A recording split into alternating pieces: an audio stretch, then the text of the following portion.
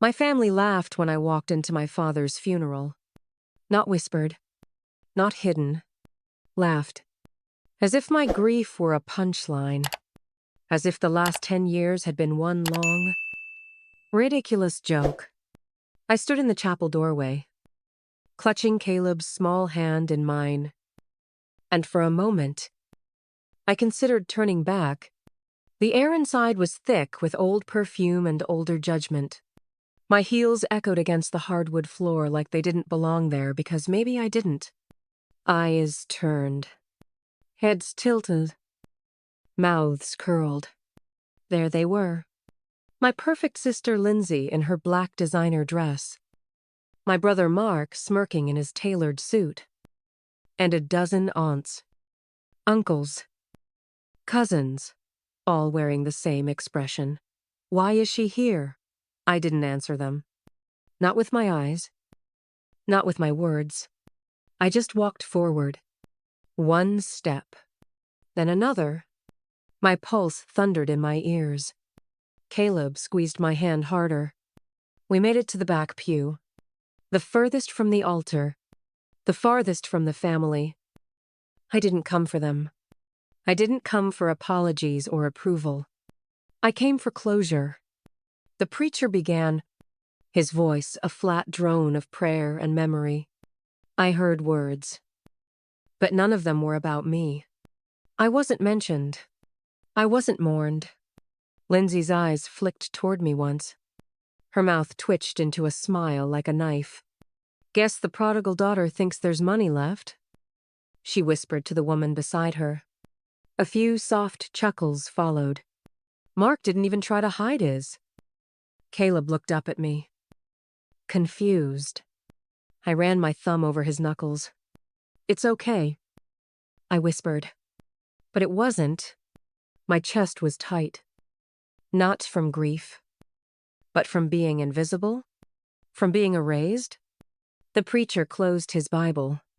The room shuffled with coats and murmurs. People started filing out. No one said my name. No one stopped at my pew. But I stayed seated. Because I knew something they didn't. This wasn't just a funeral. It was the beginning of a reckoning. And I had shown up for it. My name is Rachel Moore. And the night I left my husband wasn't the worst night of my life. It was just the last one I was willing to survive on his terms. I had stayed through the shouting, the slammed doors, the broken glass. I had stayed when he yanked my wrist in public and laughed it off like a joke. I had stayed when I stopped recognizing my own voice in the mirror. But that night,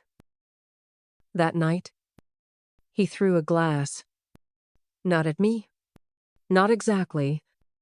It shattered just 2 inches from Caleb's high chair, and something in me snapped. I didn't think. I didn't plan. I just moved. I pulled Caleb out of that chair with one arm, grabbed my keys with the other, and ran. We left everything behind. I came back the next day while he was at work. My lip was split open. I wore sunglasses to hide it. I packed only what I could carry: diapers, formula, a box of baby clothes, and Caleb's stuffed lion he couldn't sleep without. I didn't take the wedding photo. I didn't take the ring. I left that on the bathroom sink like a tombstone. My car barely started. The engine coughed like it was pleading with me to stay. But I drove. Caleb cried until he fell asleep. I just drove until the streets had no names I recognized.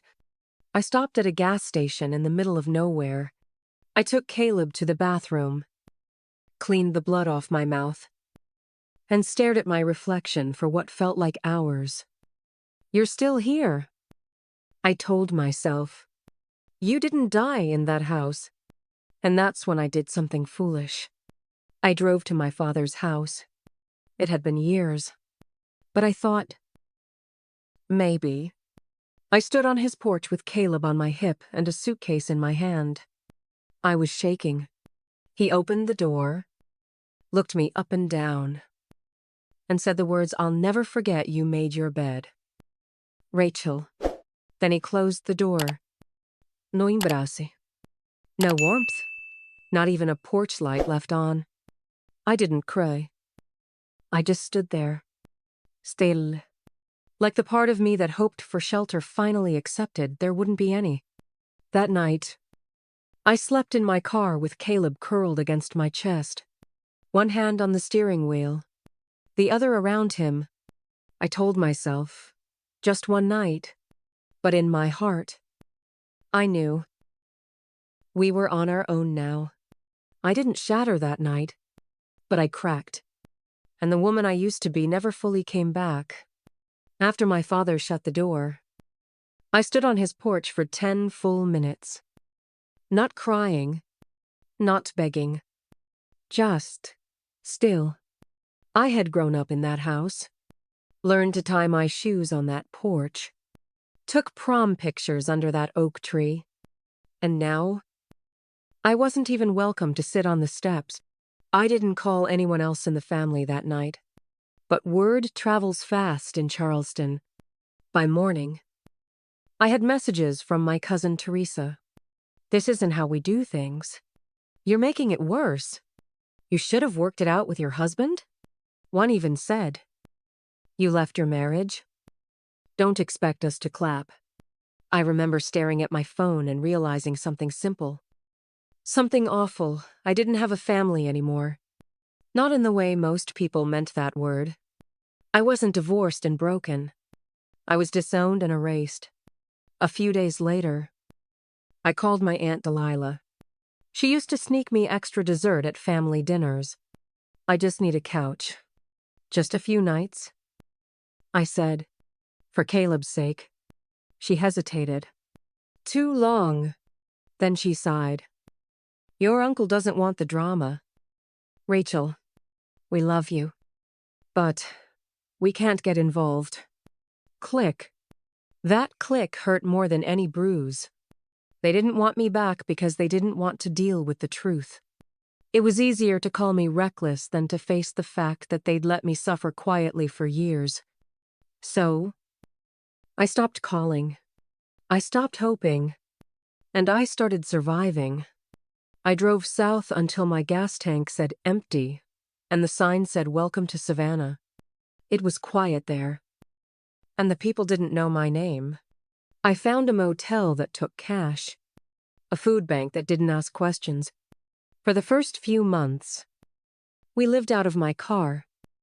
Then a tiny sublet over a laundromat.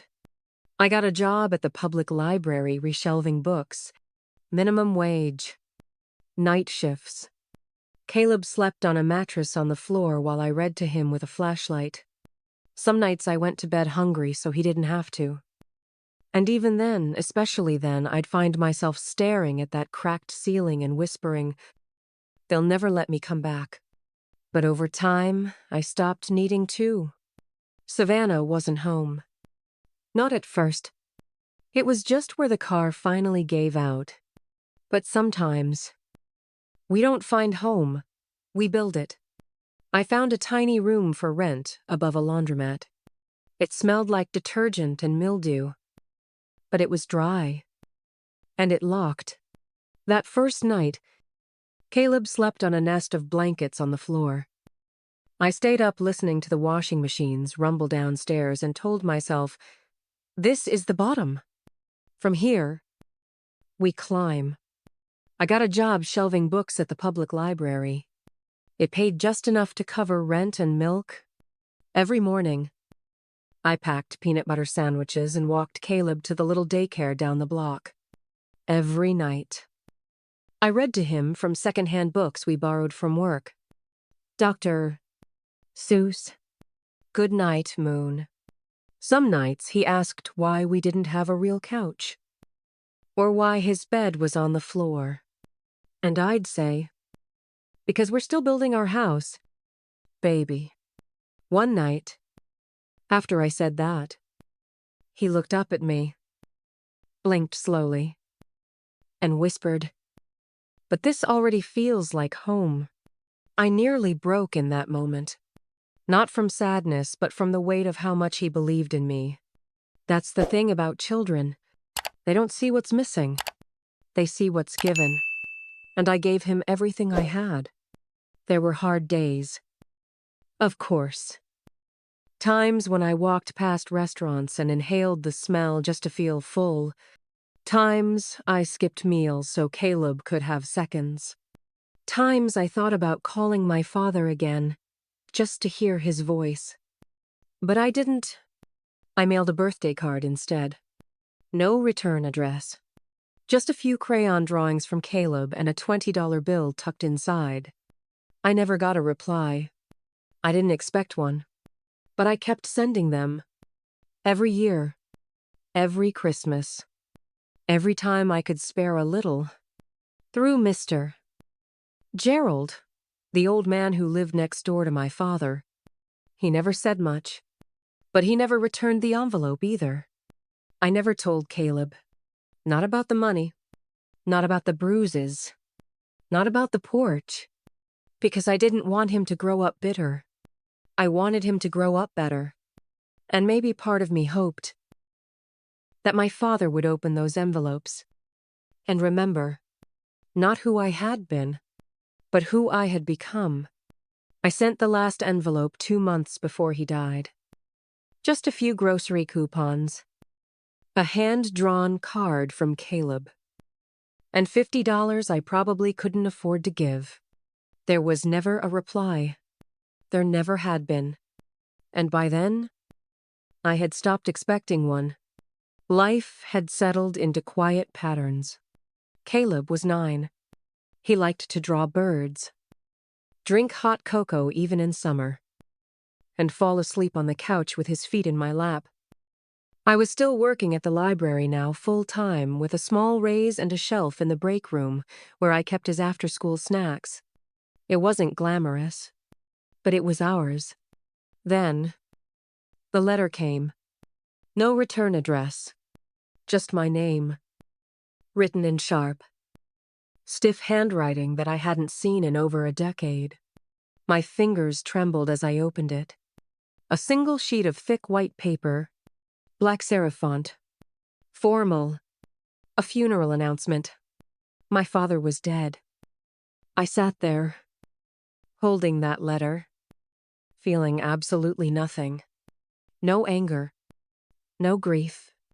No shock. Just stillness.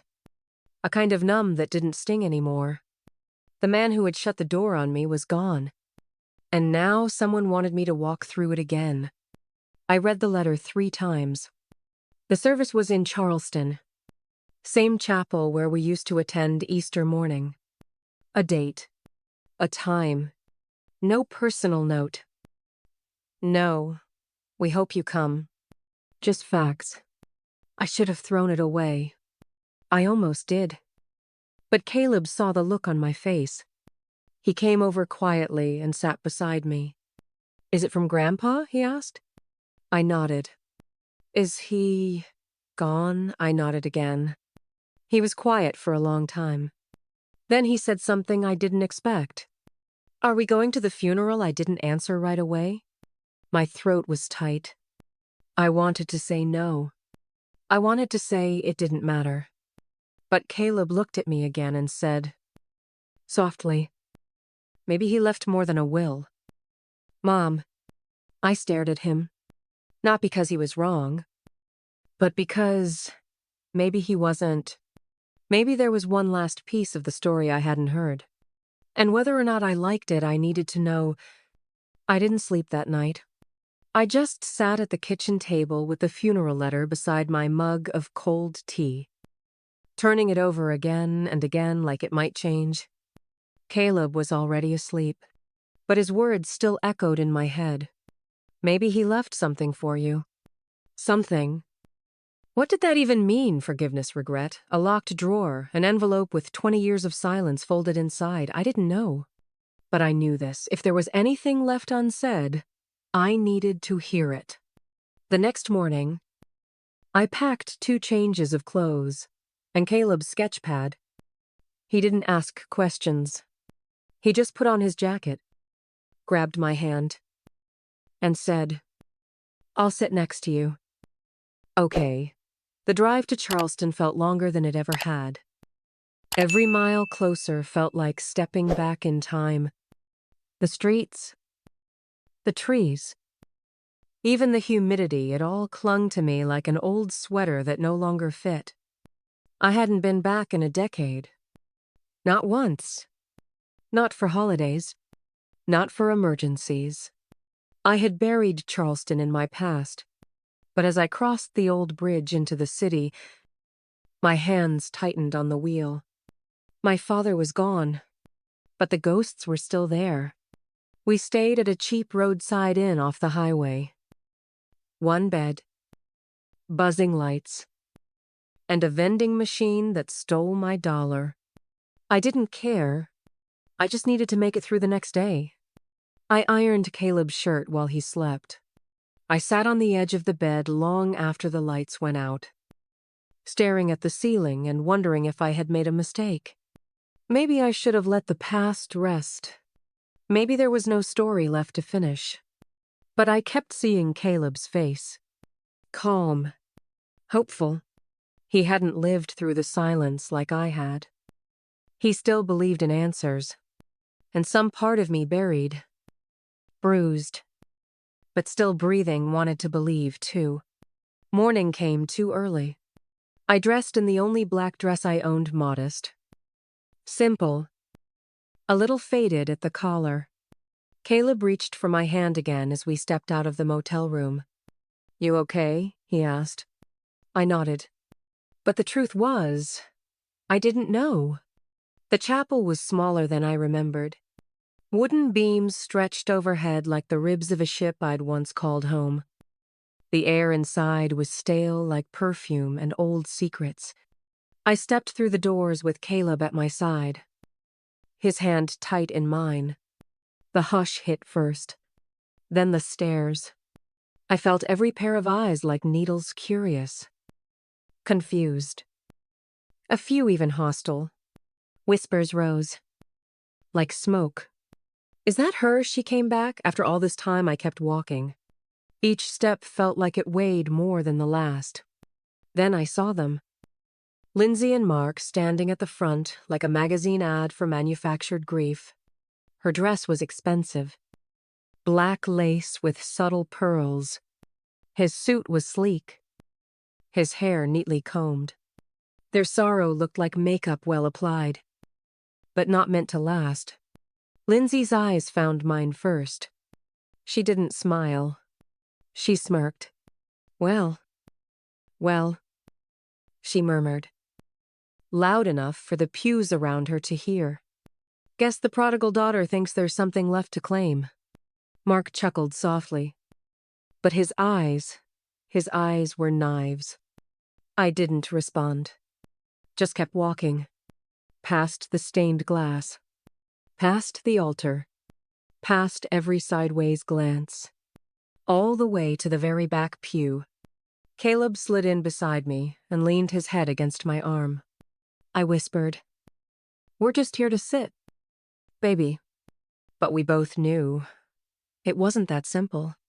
The preacher began. His voice cracked with practiced solemnity. He spoke of fatherhood, of leadership, of sacrifice. He spoke of Mark's tireless work flying home to help. He praised Lindsay's unwavering devotion, but he never said my name. Not once. I wasn't mentioned. Not as a daughter. Not even as a person in the room. The narrative skipped over me like a scratched record. My father's life was retold neatly. Surgically without me. I sat frozen. Hands in my lap. Jaw clenched so tight I thought it might crack. The room blurred at the edges. Not from tears. I'd cried all my tears years ago. This was something colder. Something closer to being erased. When the service ended, people stood. Some glanced at me and looked away. One older cousin offered a stiff nod, then disappeared. Lindsay walked past like I wasn't there. Mark stopped beside my pew, leaned slightly, and muttered, Didn't think you had the guts to show up. I met his eyes. Neither did I. I whispered. His smirk returned. Don't get comfortable. It's not your story anymore. Then he walked off. And I sat there, Caleb still pressed to my side, gripping his hand like it was the only real thing in the room. Because maybe it was. The Moore family house hadn't changed. Same white columns. Same red brick. Same ivy curling up the porch rails like it had never stopped choking the place. But stepping inside, it felt like walking into a freezer. Cold. Sterile. Silent in all the wrong ways. Guests were already gathered. Cousins I hadn't seen in years. Neighbors who used to smile at me when I still had a last name worth smiling at. Their eyes skated past me like I was part of the wallpaper. Some fell awkwardly silent when I entered. Others chuckled nervously at Mark's jokes from across the room. Lindsay stood near the fireplace, swirling white wine, like it was a cocktail party. Mark leaned beside her, holding a matching glass of red. They looked like hosts, not mourners. When Mark spotted me, his grin sharpened. Well, he announced, raising his glass. This won't take long. She got cut out years ago. A few people laughed. Others looked away. I didn't react. I kept my coat on. Even with the fire burning. Caleb stayed close. His hand didn't leave mine once. We sat near the back of the parlor, quiet. Tucked away. I scanned the walls. Photos everywhere. Lindsay at her graduation. Mark on a fishing boat. The whole family in Hilton Head. But not a single picture of me. Not even as a child. Erased. Not by accident, but with intention. Lindsay caught me staring and smiled. Not kindly, but like a gatekeeper guarding her turf. You can sit, Rachel, she said sweetly. But don't expect a chapter. I didn't reply. I didn't need to.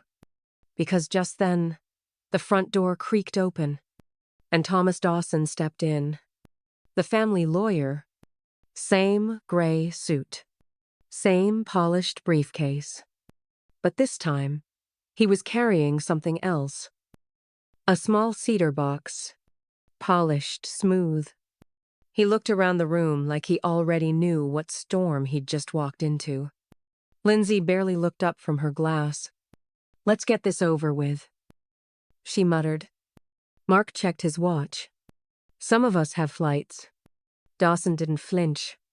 He placed the box gently on the coffee table in front of the fireplace. Then he set down his briefcase. Before we begin, he said, as per Mr. Wine, Moore's express wishes, we will first watch a message. The room shifted. A video, Lindsay scoffed. Really, this is unnecessary, Mark added. Dawson simply nodded. It was his instruction. I said nothing, but Caleb straightened in his seat. And for the first time since we walked into that house, I felt something strange. Not fear. Nodding or something like a breath held in the dark. The lights dimmed. The room fell quiet, not respectful quiet, but uncertain, suspicious. The screen flickered once. Then again. Then he appeared. My father, older than I remembered, thinner, shoulders hunched. He was sitting at the oak desk that used to be off-limits to everyone but him. Behind him, the same marsh painting hung on the wall, same as it had my whole childhood. He looked directly at the camera. Then he spoke. If Rachel is watching this, my breath caught. I owe you the apology I never gave. The air in the room froze. I heard someone gasp. But I didn't turn. I couldn't. I was wrong, he said. I judged you for leaving a marriage I didn't understand. I thought you were weak. I thought you were selfish. But I let pride speak louder than love. My hands began to tremble. Caleb reached for me silently. I held on tight. My father continued, "When you came to my door that night with your baby and your bruises, I should have opened it. I should have pulled you inside and said, 'You're safe now.' But I didn't. I turned you away, and I've lived with that." He paused, glancing down. His fingers twitched an old habit when he was nervous. Years later, Gerald came by with an envelope. He said it was from a friend helping with the heating bill. I recognized the handwriting. "It was you." His voice cracked. "You sent money for years." Quietly. "No credit. No contact. You gave when I gave nothing. You never stopped being my daughter, even when I stopped being your father." My throat burned.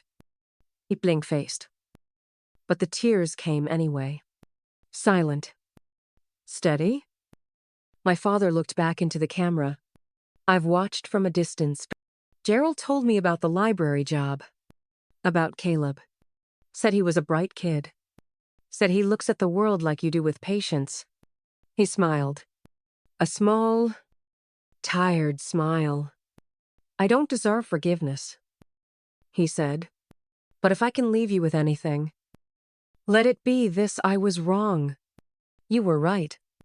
You protected your child. You walked away from pain. You built something better. And I am proud of the woman you became, especially when I wasn't looking." A pause. A breath. Then his final words. "Tell Caleb thank you for giving me one last chance to be a father, even from a distance." The screen went dark. No one moved. No one spoke. For the first time in 10 years, I heard my father. And this time, he said my name. The screen went black, but no one moved. Not yet. Not even Lindsay.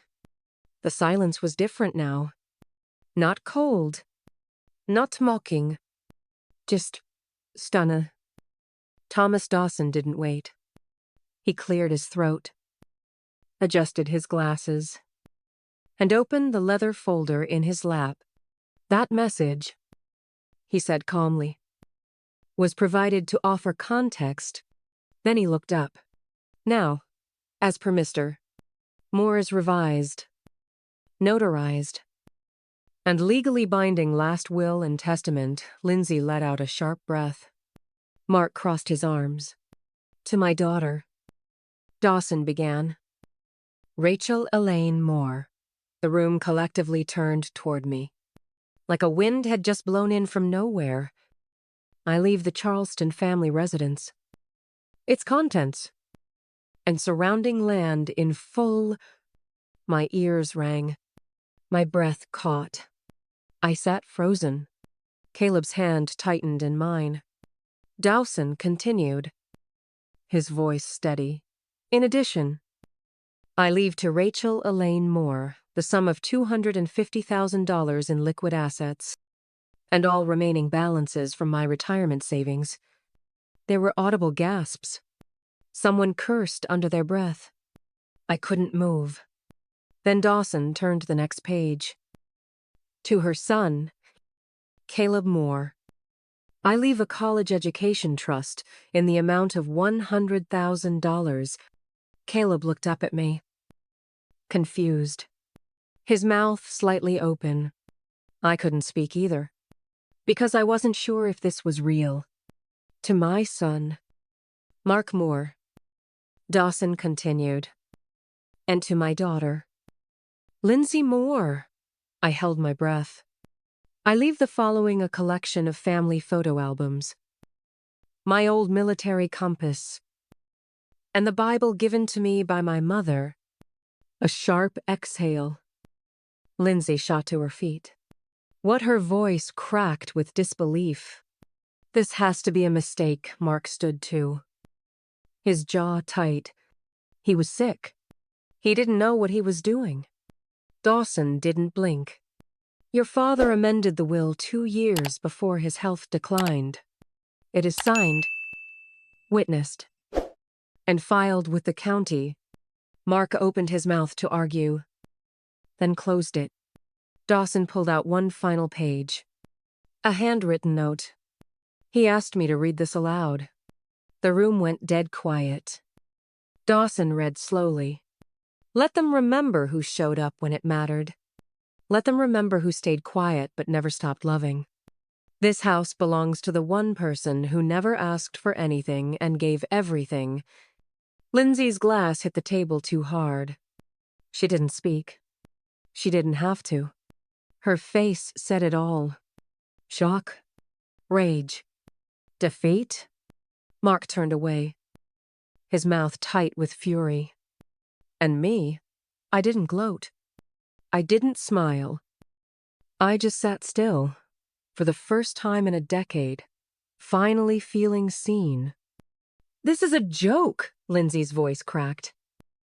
Sharp like glass. She stormed forward, wine glass still trembling in her hand. He would never have changed the will, not without. She stopped short, eyes burning into mine.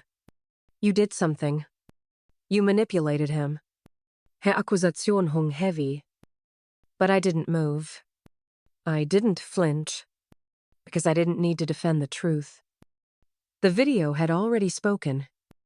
After everything you did, Lindsay hissed. You waltz back in here, playing victim, acting like some silent saint Lindsay. Mister, Dawson interrupted, calm and firm. This is neither the time nor place. The hell it isn't, she snapped. Caleb stepped closer to me. Nervous. I rested my hand on his shoulder steady. Silent. Mark's voice followed. Low and cold. We're contesting this. You'll be hearing from our lawyer. Dawson met his gaze without blinking. Your father's will was amended 2 years before his illness. It's legally binding. There are no grounds for dispute. Mark opened his mouth again, then closed it. Because even he knew it was done. Around us. The room had shifted. The cousins who used to ignore me now avoided my gaze out of something else. Not contempt, but shame. One aunt stood awkwardly by the fireplace, clutching her purse. Another cousin slipped out the side door without a word. The room was bleeding pride. Lindsay stood frozen, her face twisted in disbelief. She looked smaller now, not just physically but in presence. The woman who used to tower over rooms was shrinking inside her own skin. She slammed the wine glass onto the sideboard. This house is mine, she shouted. Then she turned and stormed out. Mark followed seconds later, his jaw so tight I swore it might snap. And just like that, the room emptied. The ones who had cast me out were now the ones running. I stayed seated, not because I was stunned, but because for the first time in 10 years, I didn't feel erased. I felt chosen. I didn't leave right away. The room was quiet now. Not awkward quiet. Not tense. But settled, like the storm had passed, and the house could finally exhale. Caleb stayed beside me, his hand still resting in mine. No longer gripping, just there. I looked around the room, taking in the details I'd once memorized as a child. The scuff on the baseboard near the fireplace from when Mark crashed his bike into it, the little crack in the chandelier that Dad always said he'd fix, but never did. The worn leather reading chair tucked in the corner, the same chair he used to sit in while pretending to read. But always watching. I walked over slowly, ran my hand along the armrest, feeling the grooves worn down by time and elbows and memory. I didn't hate this house. I thought I did for so long. But now, It didn't feel like a place that had rejected me. It felt like a place that had been holding its breath, waiting for someone to return. Goodbye. Dad, I whispered. I forgive you. The words didn't shake. They didn't burn. They just settled like they belonged in that air. Behind me, Caleb didn't speak. He didn't need to. He just stood nearby, watching, listening to the silence with the same reverence I felt. Upstairs, the floorboards creaked with their old familiar rhythm. The hallway light still flickered when you passed too quickly. The mirror at the end was still too high for a child's eyes, but Caleb stood there anyway, peering up at it like it held stories he hadn't yet heard. This was my room, I told him as we passed a door. The walls were pink once. I covered them in books and quotes when I was your age. He smiled. Did Grandpa ever come in? I paused. Not often, but when he did, it was usually just to tell me to lower the music or clean up. Then I added, he wasn't a bad man, just proud and tired and afraid to show it. Caleb nodded quietly. We stood in the doorway of the room that used to be mine. Now it was empty. Bare walls. No furniture. Just light streaming through sheer curtains. It didn't feel sad. It felt honest. Like the room remembered. Too. A few weeks passed. The house grew quiet in a new kind of way. Not empty, but peaceful. Still. Every morning, I'd find Caleb in the sunroom, sketching cardinals and robins from the trees outside. He had turned the space into his own little world, a world full of color and life, where silence didn't mean pain. Sometimes I sat with him. Sometimes I just watched, and for the first time in years, I wasn't waiting for the next ache to come. I was just living. One morning, a letter arrived. Plain white envelope. No return address. But I knew that handwriting. Gerald Adams. I opened it carefully. Fingers steady this time. Rachel. He never told you. But the day he realized it was you who'd been sending money all those years, he didn't speak for the rest of the afternoon. He just sat in that old reading chair, holding the envelope in his hands like it was something sacred. I'd never seen your father look so small. He carried that truth with him until the end. I thought you should know. Gerald. I folded the letter once, pressed it to my chest, and stepped out onto the front porch. Caleb was already there, sitting on the top step with his sketch pad on his knees, tongue pressed between his teeth as he shaded in the wings of a hawk. I watched him for a moment, his quiet focus, his steady hand, the soft curve of his shoulders in the morning light. He looked so much like me, and so much like himself. I sat beside him. Let the breeze carry the scent of spring through my hair. He saw me in the end. I said aloud, not to anyone, not for a response, just because it felt like the truth finally had space to breathe. I don't remember when it started. Maybe it was the day I found the letter from Gerald. Maybe it was just 100 small moments stitched together. But something had changed. The house didn't feel haunted anymore. Not by ghosts. Not by shame. Not even by silence. It felt possible. Each morning, I'd open the curtains in every room, let the light in like it belonged. I swept dust from corners that hadn't been touched in years, polished frames, wiped away fingerprints that weren't mine. I didn't do it out of obligation.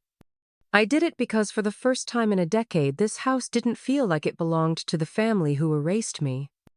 It felt like it belonged to me. And to Caleb, his laughter rang through the hallways some mornings. chasing sunbeams and stories only he understood. He painted the kitchen window with streaks of bluebirds and finches, turned the back porch into a bird-watching post, asked questions I didn't always have answers for, and some I did.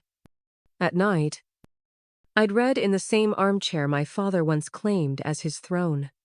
Caleb would curl up at my feet, sketchpad in hand, until he drifted off, and I'd look at him and wonder if one day he'd remember this version of the house. Not the angry stories, not the absence, but the quiet after. The kind of quiet you build, the kind you choose. One evening, I found myself in the attic. There wasn't much left, a few boxes, old tools, yellowed newspaper clippings, and tucked behind an old trunk, a dusty cedar box I didn't recognize. Inside was a bundle of letters. Dozens. All written by me. Every birthday card I ever sent. Every small update I'd mailed over the years. Even the first check I'd sent through Gerald folded. Cashed. But kept. He hadn't thrown anything away. He hadn't said a word. But he kept it all. I sat there, surrounded by pages of a story I thought no one had been reading. And I cried, not out of grief, but because I finally understood, even in his silence. He'd been listening. There's something strange about forgiveness. People think it's loud, that it happens in a single moment, with tears and grand gestures, but sometimes it's quiet. It arrives like morning fog, soft, slow, wrapping itself around you without asking. That's how it found me. In the hush of the attic, in Caleb's laughter down the hall, in the way the light hit the old photo frames that once held everyone but me. It didn't undo the pain, didn't erase the 10 years, but it softened them. The house was no longer a monument to who I wasn't. It became proof of who I'd become. Not the runaway, not the black sheep, not the forgotten daughter, but the woman who came back, who faced the ghosts, who listened, who stayed. I started planting a garden, just a small one. Lavender, rosemary, some tomatoes. Caleb insisted on trying to grow. Each day, I knelt in the soil and remembered what it felt like to build something with your hands. One morning, Caleb joined me, dirt on his cheeks, grinning with a tomato sprout in his palm. "Do you think Grandpa would have liked this?" he asked. I paused, thought of the cedar box, the video, the attic, the silence that wasn't silence. "I think he would have loved it," I said, and I meant it. We spent that afternoon in the yard. No rush, no noise, just sun and soil and the quiet kind of joy. At sunset, I stood on the porch and looked out. Same oak trees, summer sky, but something was different. I wasn't waiting for the past to knock me down again. I wasn't waiting to be erased. I was here, alive, still, chosen, and finally, home. Sometimes, coming home isn't about the place. It's about the moment you realize you're no longer waiting to be loved by people who couldn't see you. You've learned to love yourself instead. Rachel never got a perfect ending, but she got something stronger: peace, truth, a chance to begin again. Now we want to hear from you. Have you ever been erased by someone you loved? What would you say if you finally had the chance to be seen? Drop your thoughts in the comments below. Your voice matters here. If this story touched something in your heart, please like this video, subscribe, and share it with someone who might need a little light today. Thank you for being here. Until next time, Stay kind. Stay strong. And never forget your story still matters.